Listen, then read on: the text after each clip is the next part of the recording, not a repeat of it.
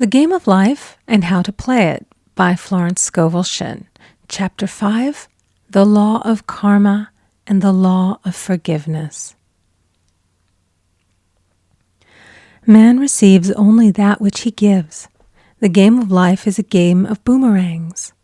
Man's thoughts, deeds, and words return to him sooner or later with astounding accuracy. This is the law of karma, which is Sanskrit for comeback. Whatsoever a man soweth, that shall he also reap. For example, a friend told me this story of herself, illustrating the law. She said, I make all my karma on my aunt. Whatever I say to her, someone says to me. I am often irritable at home when one day said to my aunt, who was talking to me during dinner, No more talk, I wish to eat in peace. The following day I was lunching with a woman with whom I wished to make a great impression. I was talking animatedly when she said, No more talk, I wish to eat in peace. My friend is high in consciousness, so her karma returns much more quickly than to one on the mental plane. The more man knows, the more he is responsible for, and a person with a knowledge of spiritual law, which he does not practice, suffers greatly in consequence. The fear of the Lord, law, is the beginning of wisdom. If we read the word Lord, law, it will make many passages in the Bible much clearer. Vengeance is mine, I will repay, saith the Lord, law. It is the law which takes vengeance, not God. God sees man perfect, created in his own image, imagination, and given power and dominion.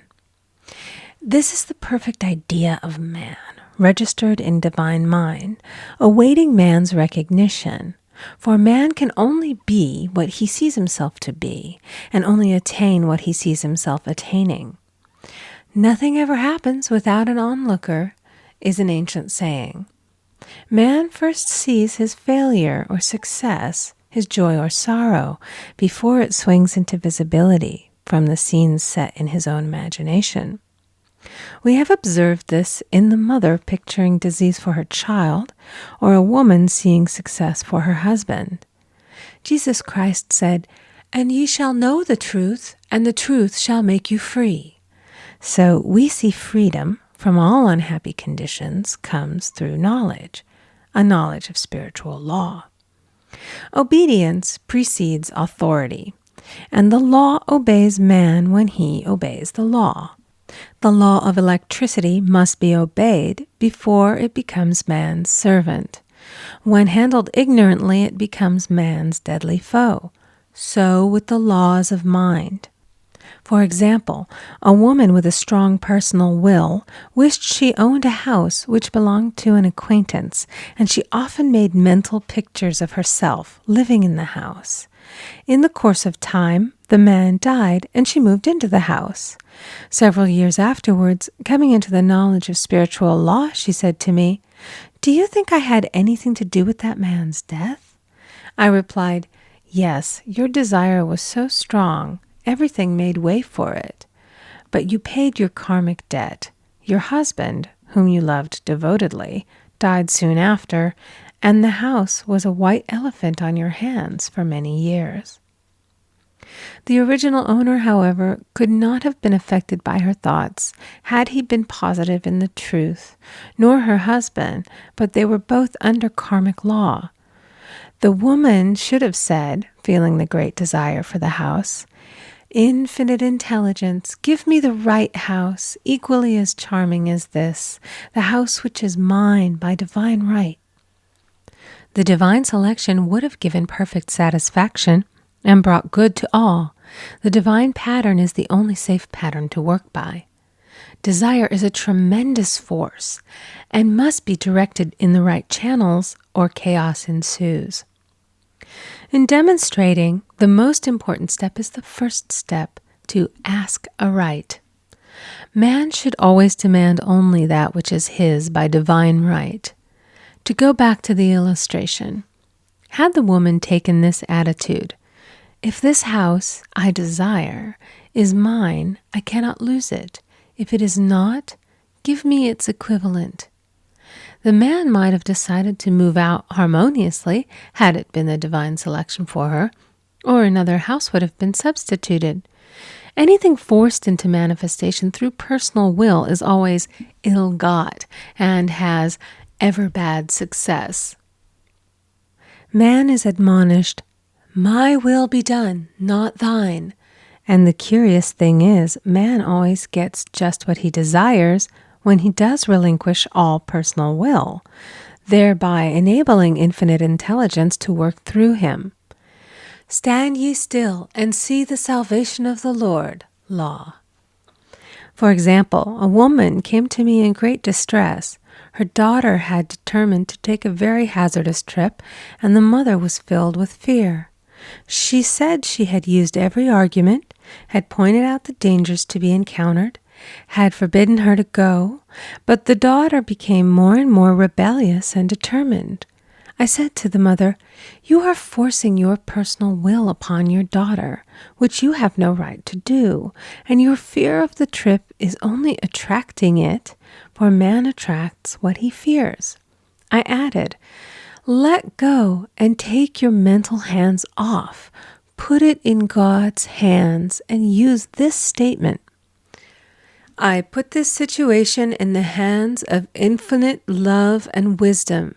If this trip is the divine plan, I bless it and no longer resist. But if it is not divinely planned, I give thanks that it is now dissolved and dissipated." A day or two after that, her daughter said to her, "Mother, I have given up the trip," and the situation returned to its native nothingness. It is learning to stand still which seems so difficult for man. I will deal more fully with this law in the chapter on non-resistance.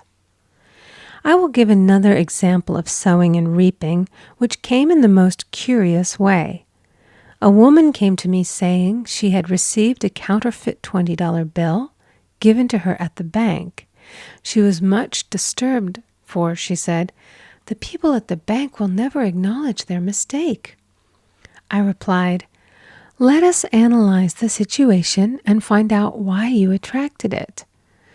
She thought a few moments and exclaimed, "I know it. I sent a friend a lot of stage money just for a joke." So the law had sent her some stage money, for it doesn't know anything about jokes. I said, "Now we will call on the law of forgiveness and neutralize the situation." Christianity is founded upon the law of forgiveness. Christ has redeemed us from the curse of the karmic law, and the Christ within each man is his redeemer and salvation from all inharmonious conditions. So I said, "Infinite Spirit, we call on the law of forgiveness and give thanks that she is under grace and not under law, and cannot lose this $20, which is hers by divine right." Now, I said, go back to the bank and tell them, fearlessly, that it was given you there by mistake.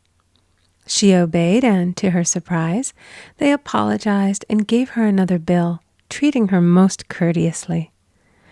So knowledge of the law gives man power to rub out his mistakes. Man cannot force the external to be what he is not. If he desires riches, he must be rich first in consciousness. For example, a woman came to me asking treatment for prosperity. She did not take much interest in her household affairs, and her home was in great disorder. I said to her, "If you wish to be rich, you must be orderly. All men with great wealth are orderly, and order is heaven's first law." I added, "You will never become rich with a burnt match in the pincushion." She had a good sense of humor and commenced immediately putting her house in order. She rearranged furniture, straightened out her bureau drawers, cleaned rugs, and soon made a big financial demonstration, a gift from a relative. The woman herself became made over and keeps herself keyed up financially by being ever watchful of the external and expecting prosperity, knowing God is her supply. Many people are in ignorance of the fact that gifts and things are investments, and that hoarding and saving invariably lead to loss. There is that scattereth, and yet increaseth. There is that withholdeth more than is meet, but it tendeth to poverty. For example, I knew a man who wanted to buy a fur-lined overcoat. He and his wife went to various shops, but there was none he wanted. He said they were all too cheap-looking.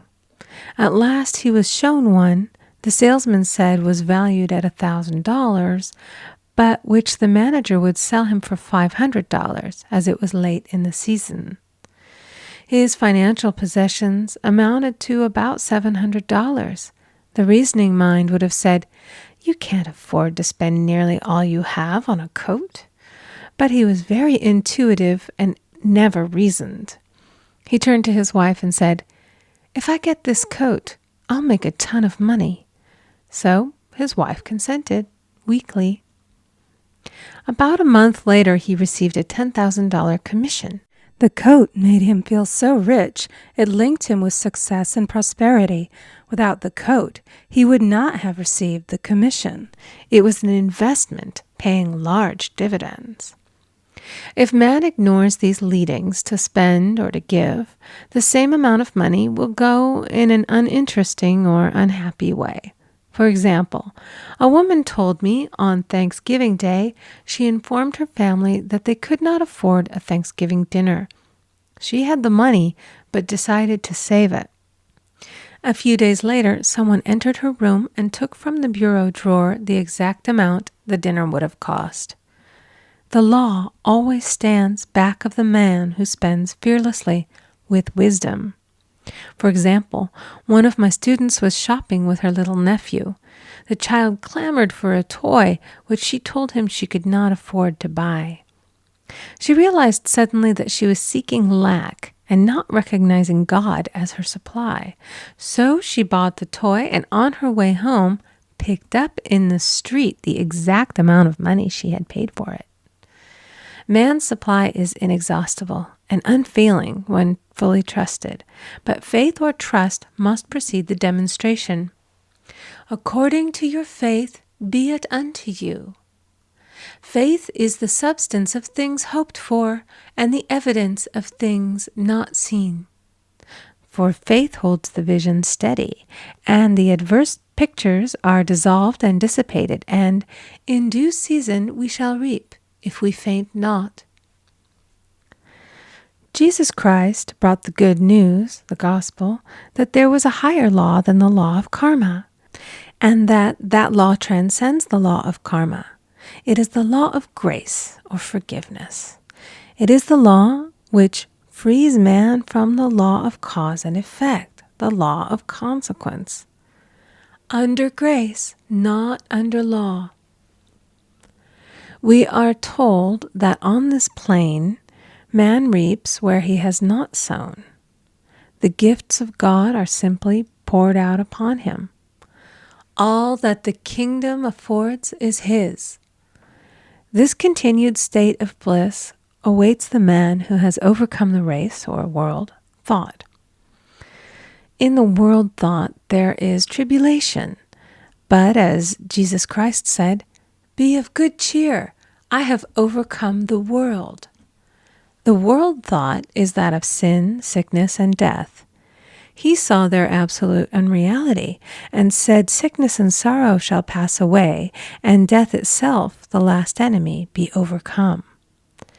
We now know, from a scientific standpoint, that death could be overcome by stamping the subconscious mind with the conviction of eternal youth and eternal life.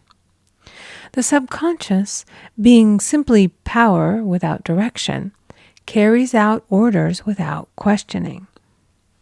Working under the direction of the superconscious, the Christ or God within man, the resurrection of the body would be accomplished. Man would no longer throw off his body in death. It would be transformed into the body electric, sung by Walt Whitman, for Christianity is founded upon the forgiveness of sins and An empty tomb. End of chapter 5. Recording by Amy Conger.